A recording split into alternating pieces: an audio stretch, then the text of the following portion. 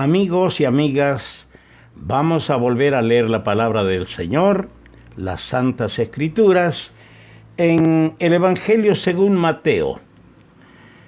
Vamos a leer en el capítulo 25, no olvidando que hemos recién acabado de meditar sobre la parábola de las 10 vírgenes. Vamos a continuar pues con la parábola de los talentos. Y para ello vamos a leer Mateo 25 a partir del versículo 14.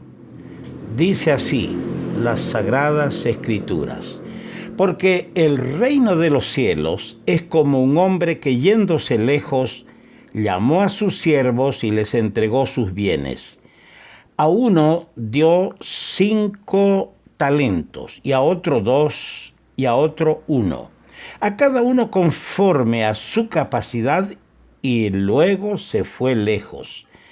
Y el que había recibido 5 talentos fue y negoció con ellos, y ganó otros 5 talentos. Asimismo, el que había recibido 2 ganó también otros 2. Pero el que había recibido 1 fue y cavó en la tierra y escondió el dinero de su señor. Después de mucho tiempo vino el señor de aquellos siervos y arregló cuentas con ellos. Y llegando el que había recibido 5 talentos, trajo otros 5 talentos, diciendo: Señor, 5 talentos me entregaste, aquí tienes, he ganado otros 5 talentos sobre ellos. Y su señor le dijo: bien, buen siervo y fiel. Sobre poco has sido fiel, sobre mucho te pondré. Entra en el gozo de tu señor. Llegando también el que había recibido 2 talentos, dijo: Señor, 2 talentos me entregaste. Aquí tienes, he ganado otros 2 talentos sobre ellos. Su señor le dijo: bien, buen siervo y fiel. Sobre poco has sido fiel, sobre mucho te pondré. Entra en el gozo de tu señor. Pero llegando también el que había recibido 1 talento, dijo: Señor, te conocía que eres hombre duro, que ciegas, es decir, cosechas donde no sembraste y recoges donde no esparciste. Por lo cual tuve miedo y fui y escondí tu talento en la tierra. Aquí tienes lo que es tuyo. Respondiendo su señor le dijo: siervo malo y negligente, sabías que ciego, que cosecho donde no sembré y que recojo donde no esparcí. Por tanto debías haber dado mi dinero a los banqueros, y al venir yo hubiera recibido lo que es mío con los intereses. Quitadle pues el talento y dadlo al que tiene 10 talentos. Porque al que tiene le será dado y tendrá más, y al que no tiene aún lo que tiene le será quitado. Y al siervo inútil echadle en las tinieblas de afuera. Allí será el lloro y el crujir de dientes. Que nuestro Señor bendiga su buena palabra al corazón de todos nosotros. El apóstol Pablo escribía a los Corintios en su primera carta, el capítulo 16, versículo 13, estas palabras: velad, estad firmes en la fe, portaos varonilmente y esforzaos. Qué buen consejo, qué aliciente más poderoso para los que militamos en las filas de nuestro Señor Jesucristo y más aún en su santo servicio. Vamos a considerar la parábola de los talentos. Talantón es la palabra para talento. Originalmente el talento era una balanza, una medida de peso. Con el correr de los años y de los siglos se convirtió en una medida de capacidad de peso. De ser balanza se fue a medida de peso. Y el talantón equivalía a 34 kilos de los que nosotros tenemos hoy día, 34 kilogramos. En la parábola esto tiene el sentido de un don o de una capacidad. Debemos entender amados amigos y hermanos en la fe, que toda la Escritura está escrita para nosotros, pero no toda la Escritura está escrita a nosotros. ¿Qué quiero significar con esto? Que, por ejemplo, en las Escrituras, los judíos tenían que comer un corderito de 1 año sin mancha, tenían que traer ofrendas de harina, flor de harina, de palominos. Eso es para todos nosotros, pero no está escrita para algunos de nosotros, los que vivimos en la presente dispensación de la gracia o de la iglesia. Por lo tanto, esta parábola de los talentos, que primariamente tiene aplicación al reino de los cielos, es decir, a los fieles de la gran tribulación. Esta parábola de los talentos tiene aplicación al finalizar la gran tribulación a los santos fieles de la gran tribulación. Sin embargo, debido a que las circunstancias de los que vivirán el tiempo del fin serán en cierta medida similares a las de ahora, nos lleva a entender que las advertencias y las lecciones se aplican a ambos periodos. Esta es una de las 12 parábolas del reino de los cielos que se encuentran en el Evangelio según Mateo. Y la frase reino de los cielos aparece solamente en el Evangelio de Mateo y aparece 32 veces. Ahora, empezamos por decir que nosotros, los creyentes, somos responsables no por la cantidad de talentos que tenemos, sino por el debido uso que le damos a los talentos. La única condición para la salvación es la fe. Y la única condición para los premios, para los galardones, es la fidelidad.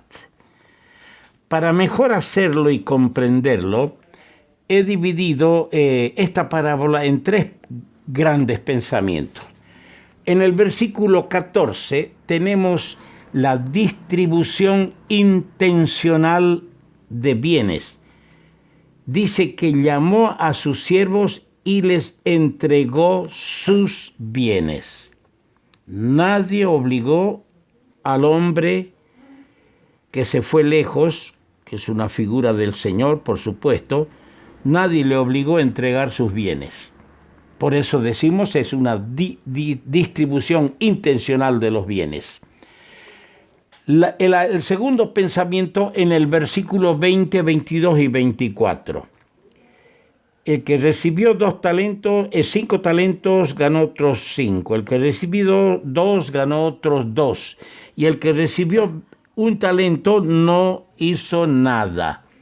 En esto tenemos el desempeño individual de los siervos.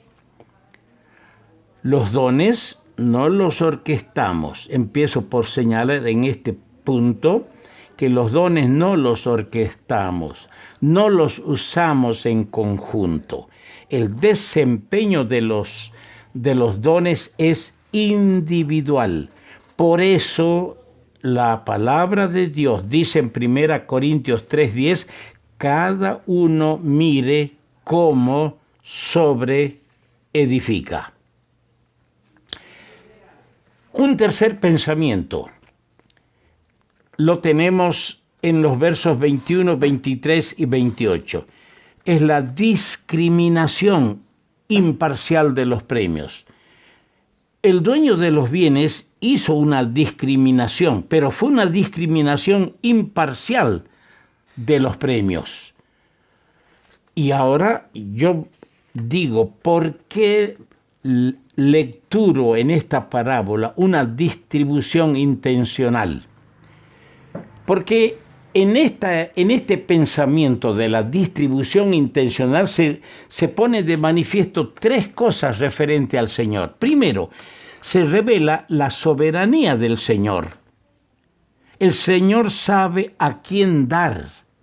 Nosotros no tenemos que indicarle a quién tiene que dar los dones, por un lado. Por otro lado, no tenemos que ordenarle. En segundo lugar, dentro de esta distribución intencional, se pone de manifiesto la sabiduría del Señor. ¿Por qué? Porque el Señor sabe cuánto debe dar de los dones, cuándo debe dar de esos dones y qué dones debe dar. Nadie mejor que el Señor. Él es omnisciente, Él tiene sabiduría. Pero también se revela en esta distribución intencional, se manifiesta la supremacía del Señor. El Señor está por encima de los siervos y de los dones. Muy a menudo los creyentes ponemos nuestros ojos con mayor atención a hermanos que han sido dotados con dones. Dejamos de mirar a Jesús, el autor y consumador de la fe, y centramos nuestra mirada en estos hombres que Dios ha dotado. Por un lado. Por otro lado, hay hermanos que no tienen tanto interés conocer al Señor. Lo que ellos quieren son los dones. Dones, yo quiero dones, don de sanidades, don de lenguas, don de predicar, don de profecía, don de esto.